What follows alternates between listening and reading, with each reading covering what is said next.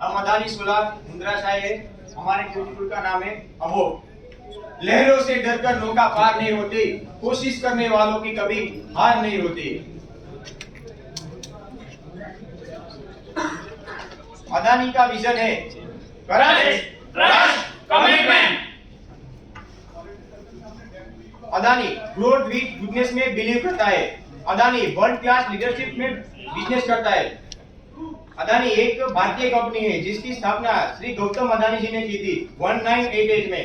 अदानी के total 18 sector में business चल रहे हैं। उसमें से Adani port, Adani power, Adani logistic, Adani agri, Adani Wilmar और हमारे अदानी सोलर है।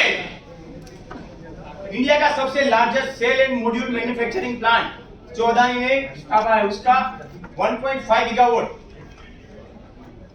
हमारे यहाँ 3 टाइप्स के मॉड्यूल बनते हैं, multi crystallization panel, mono crystallization और बाइफेशियल। बाइफेशियल की शुरुआत स्टार्टिंग इंडिया में सबसे पहले अदानी ने की थी। हमारे कुछ कस्टमर वैल्यूबल कस्टमर भी है, उसमें से डोमेस्टिक और इंटरनेशनल कस्टमर। आइए मैं मेरी टीम से आपका परिचित करवाता हूँ। हमारे फैसिलिटेटर है Neeraj Kumar, team leader Ranjeet, team member Ishwar, Satya, Hitesh, Divyashankar, Mahendra. इसके बाद हम सोलर सेल के बारे में पूरा जानकारी लेंगे जो फ्रंट एंड से लेके बैक एंड तक है। हमारी सोलर सेल लाइन 2 भागों में डिवाइड होती है, पहले तो फ्रंट एंड और दूसरा बैक एंड। तो फ्रंट एंड में हम जो हमारी वेफर आती है वो प्योर सिलिकॉन की आती है, उसको हम टेक्सचराइज करते हैं। क्यों? क्योंकि उसपे जो सरफेस है हमारी प्लेन होती है, उनको रफ करने के लिए और रिफ्लेक्टिंग कम करने के लिए हम टेक्सचराइजेशन करते हैं। जैसा का आउटपुट हम डिफ्यूजन में इनपुट करते हैं और डिफ्यूजन में पी टाइप लेयर पे हम एन टाइप लेयर का प्रोसेस करके उसको पीएन जंक्शन बनाते हैं। जो डिफ्यूजन का आउटपुट होता है वो पीएचजी का इनपुट होता है। पीएचजी में जो पीएन जंक्शन बनने के बाद एज आइसोलेट करके अनवांटेड लेयर बच जाती है, उसको रिमूव किया जाता है ताकि वेफर आगे जाके शॉर्ट ना हो। टीएसजी का आउटपुट पीसीबीडी का इनपुट होता है। पीसीबीडी का मतलब plasma enhance chemical vapour deposition, जो कि हम प्लाज्मा के थ्रू वेपर में एक ब्लू लेयर डालते हैं जो कि एंटी रिफ्लेक्टिव कोटिंग बनता है। डीसीडी का आउटपुट प्रिंटिंग का इनपुट होता है। प्रिंटिंग में डीबी यानी बैक बस बार जो सेल होता है उसके ऊपर 5 बस बार बनाए जाते हैं। इसके बाद होता है बीएसएफ बैक सरफेस नोट, उसमें एल्यूमिनियम पेस्ट का यूज होता है। तीसरा है एफसी यानी फ्रंट कॉन्टैक्ट, सेल के ऊपर मेटलाइजेशन के लिए प्योर सिल्वर का यूज होता है, उसमें 130 फिंगर बनाई जाती है। प्रिंटिंग के बाद हमारा सेल फास्ट फायरिंग से पास होता है। फास्ट फायरिंग का टेम्परेचर 200 से 1000 सेल्सियस का रहता है, जिसकी वजह से हमारा सेल हीट अप होता है। जो हमने प्रिंटिंग किया वो मेटल हमारे पीएन जंक्शन पर ठीक होता है। उसके बाद हमारा इलेक्ट्रिक टेस्टिंग होता है। इलेक्ट्रिक टेस्टिंग के हिसाब से और उसकी एफिशिएंसी पैरामीटर के हिसाब से उसको ऑटोमेटिकली रोबोट सॉर्टिंग करता है। सॉर्टिंग के बाद उसका कलर सॉर्टिंग होता है और उसको फिर पैक किया जाता है। ये हमारी फर्स्ट से लेकर 12th स्टेप। इसके लिए हमने फर्स्ट स्टेप पहले identification of the problem.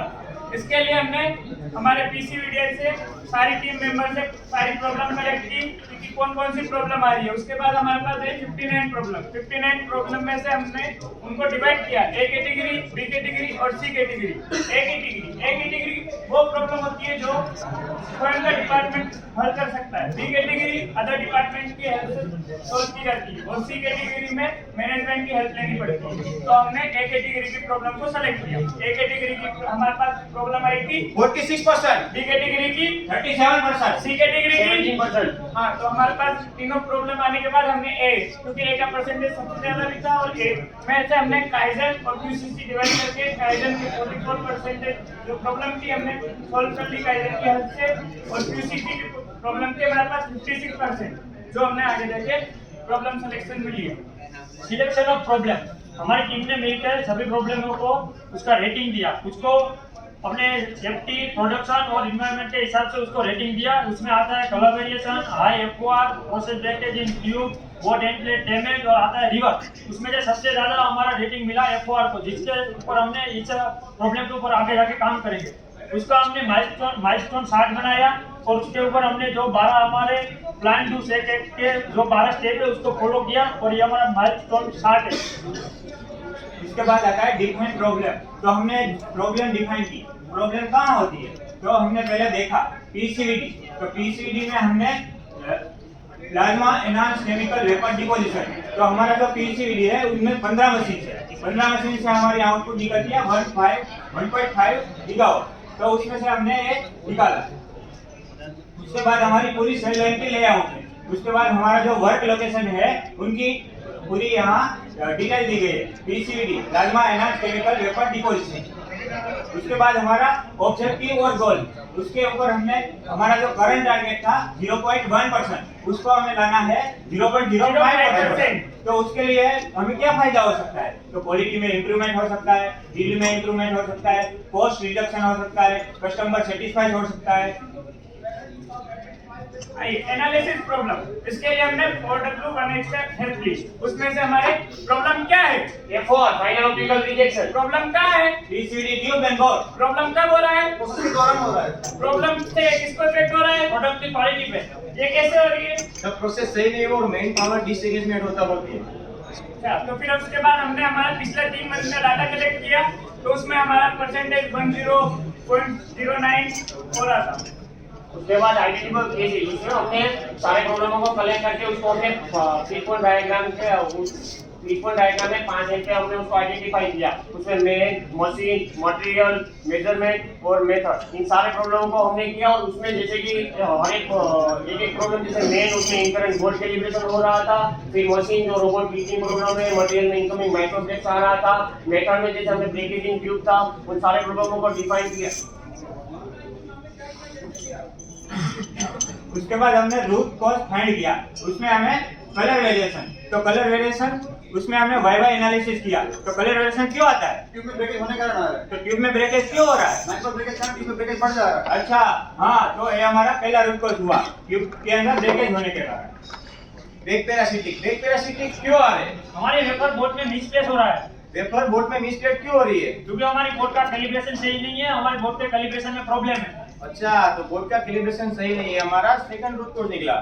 Third flex क्यों आ रहा है? पेपर डील हो रहा है पेपर टेस्ट क्यों हो रहा क्योंकि है? हमारी ग्रेफाइट बोर्ड की पिन मिसिंग है या तो ब्रोकन है। अच्छा, तो हमारी ग्रेफाइट बोर्ड की पिन मिसिंग है या डैमेज है, इसलिए वेपर टेल्ड हो जा रहा है। तो ये हमारा थर्ड रूट कॉज निकला।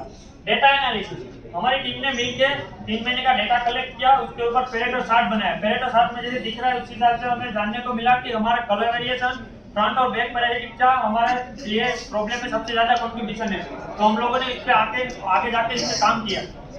उसके बाद डेवलपमेंट सॉल्यूशन, उसमें हमने ब्रेनस्टॉर्मिंग टूल की मदद से हमने जो एक कलर वेरिएशन वो फ्रंट पैरासिटिक और बैक पैरासिटिक को कलेक्ट किया। उसमें हमने कलर वेरिएशन जो हमारा हाई आ रहा था उसके लिए हमने सॉल्यूशन लिया कि कंटिन्यूसली बोर्ड मॉनिटरिंग करना है, उसकी ग्रेफाइट प्रिंट को चेक करना है, रेगुलर बोर्ड क्लीनिंग करनी है। फ्रंट पैरासिटिक और बैक पैरासिटिक के लिए हमें उनकी ओनली स्किलेड मेन पावर से उसको बोर्ड कैलिब्रेशन करवाना है। और इन सब पे जब हम काम कर रहे थे तब हमें ऑलरेडी दिखा कि हमारा जो फ्लेक्स जनरेट हो रहा था वो भी कम देखने को मिला। उसके बाद हम जब फ्लेक्स के लिए हमने कंटिन्यूसली उसको चेक किया कि उसकी ग्रेफाइट जो ग्रेफाइट और सिरामिक रोड है वो क्रैक या नहीं, उसके जो ग्रेफाइट पिन है उनको चेक किया, उनकी कंडीशन क्या है, ओके है। उसके बाद ये हमारी ग्रेफाइट पिन है, जो ब्रोकन ग्रेफाइट पिन थी उनको हमने चेंज किया। और उसके बाद हमने स्केलर मेन पावर से उसको बोर्ड कैलिब्रेशन करवाई, जिसमें हमने ब्रोकन नट और ब्रोकन रोड थे तो उनको चेंज किया। और उसके बाद हमने चार्ट है, जो चार्ट में जुलाई 2020 को हमारा कलर वेरिएशन जो 0.04% पे था और जो पैरासिटिक है 0.31% पे था, उन पे हमने कंटिन्यूसली काम किया। और जब हमने फरवरी में देखा कि उसको हमारा कलर वेरिएशन 0.21% और हमारा पैरासिटिक है तो 0.07% पे आ गया। उसके बाद हमने फोर्सिंग रेजिस्टेंस देखा। उसमें हमें क्या तो हमने मार्क किया कि कौन कौन सी प्रॉब्लम आ रही है। तो हमने पहले देखा कि वैक्यूम पंप फेलर, उसके बाद आ रही है माइक्रोक्रैक और ग्रिपर नॉट क्लीनर, और उसके बाद न्यू ऑपरेटर। उसके लिए हमने क्या किया, सॉल्यूशन किया। तो सॉल्यूशन कैसा था? तो हमने डेली मशीन को प्रीएम करना चालू कर दिया। उसके बाद जो रेगुलर हमने रोबोट की ग्रिपर है वो क्लीन करना चालू कर दिया। और जो न्यू ऑपरेटर है उनके साथ डिस्कस करके, उनके साथ मीटिंग करके हमने जो ट्रेनिंग देना भी स्टार्ट कर दिया। उसके बाद हमने ट्रायल इंप्लीमेंटेशन किया, परफॉर्मेंस अपना चेक किया। जैसे ही बोर्ड का कंडीशन कैसा था उसको हमने चेक किया, रोबोट का क्लीनिंग हम प्रॉपर्ली किया। उसके बाद बोर्ड को प्रॉपर्ली प्रीकोडिंग हो रहा है कि नहीं रेसिपी का, उसको हमने चेक किया। बोर्ड को प्रॉपर्ली कैलिब्रेट करने के बाद हम प्रोडक्शन में लिया। अपना ड्रायर का टेंपरेचर हमने प्रॉपर्ली चेक किया। उसके बाद हमका स्टेटस पता चला कि अभी सब सही चल रहा है। उसके बाद हमें रेगुलर इम्प्लीमेंटेशन किया। तो आगे बताया कि हमने रोबोट का कैलिब्रेशन किया, बोर्ड का ड्राई टेम्परेचर चेक किया। उसकी वजह से हमें पहले हमारा जो आ रहा था FR आ रहा था 0.1%, तो हम उसको लाने के लिए आया 0.05% तक। वो हमारा टारगेट अचीव हो गया। Follow up and review. उसके लिए हमने क्या किया, जो हमारी daily two cleaning check sheet है वो लगवाई ताकि डेली टू क्लीनिंग हो सके। बोर्ड का कैलिब्रेशन, उसके लिए चेक शीट लगवाई, तो जो भी कैलिब्रेशन करता था वो चेक शीट से वो टाइमिंग टू टाइम करे। उसके लिए स्टैंडर्डाइजेशन वो किया। उसके लिए हमने क्या किया, 1 लेसन लगवाए शिफ्ट इंचार्ज की मदद से। बोर्ड कैलिब्रेशन चेक शीट लगाई, पर डे चेक शीट के हिसाब से कैलिब्रेशन किया। Two cleaning, per day cleaning चालू किया टू क्लीनिंग का। और ग्रेफाइट पिन जो 1000 साइकिल पे हम उसको चेंज करना है, तो वो हमने 1000 साइकिल के बाद चेंज होगा, तो उसके लिए भी चेक शीट लगवा के वो भी कंप्लीट किया। तो फिर उसके बाद हमारा जो 12 वीक का प्लानिंग था वो हमने वो कंप्लीट किया। बस हमारे ये 2 वीक हमने एक्स्ट्रा लग गए थोड़ा सा प्रॉब्लम को केसेस ऑफ इफेक्ट लेने में। टेंजिबल बेनिफिट, कोई भी काम करते हैं उसमें हमें बेनिफिट मिलना चाहिए। जैसे कि हमने ये प्रोजेक्ट लिया तो पहले हमारा FR 0.1 चल रहा था, इसको हम लाए 0.05%। तो ये मैनेजमेंट को क्या फायदा हुआ, मैनेजमेंट को ईयरली 1.2 करोड़ का फायदा हुआ।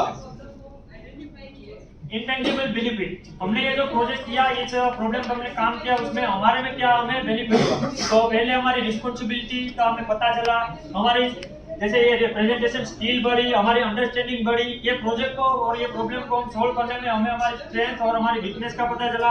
हमें ये प्रोजेक्ट पे काम करने में हमें रिस्पेक्ट मिली, हमें हमारी पहचान मिली, और हमने ये गोल अचीव कर लिया। हम अभी इस पे और काम कर रहे हैं। Solar is neat and clean, eco friendly, solar is sure, pure and secure. हर हर सोलार।